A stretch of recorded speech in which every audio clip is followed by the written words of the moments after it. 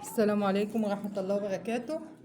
يا رب ازيكم يا حلوين، عاملين ايه؟ يا رب تكونوا بخير وبصحة جيدة.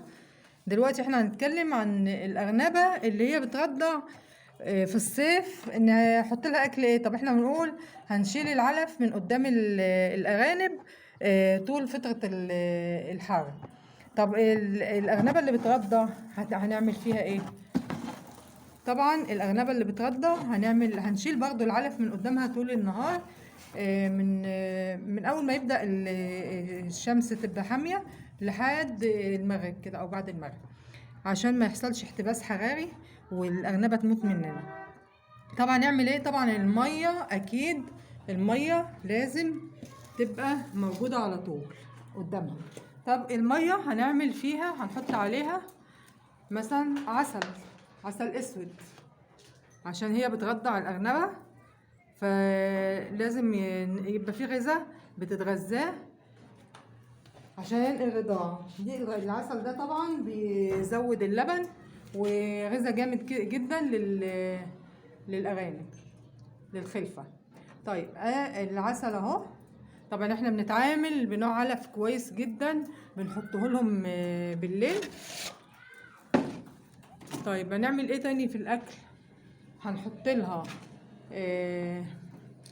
حلبة على العلف برضو بالليل، وفي النهار هنحط شوية عيش كده بس على شوية حلبة. الحلبة برضو بتكتر اللبن. دلوقتي احنا بالنهار هنحط عيش وحلبة كده بس، وبالليل هنحط حلبة على العلف. وهنحط للأرنبة ممكن يوم نحط عيش على حلبة، يوم نحط دريس، يعني نشكل كل يوم حاجة شكل مش إشكال. بس أهم حاجة إن بالليل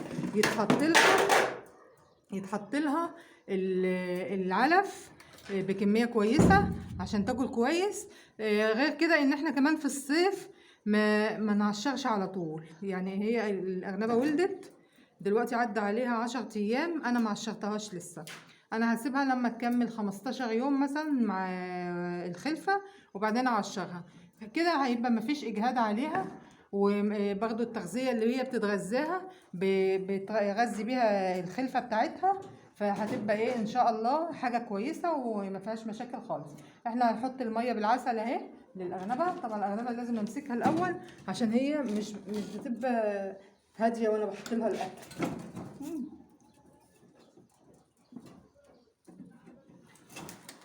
بصوا عطشانه، وادي الحلبه اهي على العيش هحطها لها.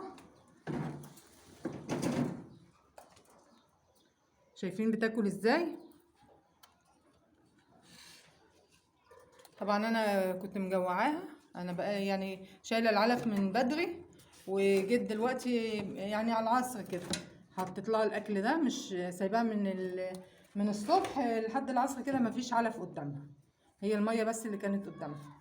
فيعني يا ريت تهتموا بالموضوع ده علشان الارانب تعدي معاكم فتره الصيف كويسه. وشوفوا الخلفه بتاعتها برضو اهي بالنظام اللي انا ماشيه بيه. بسم الله ما شاء الله اهو، بسم الله ما شاء الله.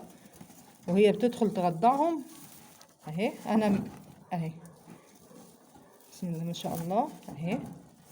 اللهم صل على النبي. بسم الله ما شاء الله.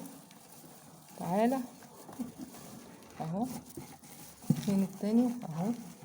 بسم الله ما شاء الله. اللهم صل على النبي، اللهم صل على النبي اهو.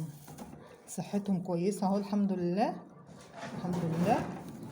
وهي بقى انا ما بحط لهاش اكل بالنهار خالص، عشان في حد كان سالني وقال لي الارنبه بترضع ازاي انا اشيل الاكل من قدامها طول النهار. هي الارنبه بتاكل كويس بالليل فمش مشكله خالص. واحنا حطينا قدامها حاجه خفيفه اهو بالنهار، وان شاء الله يكون خير. والسلام عليكم ورحمه الله وبركاته، ودمتم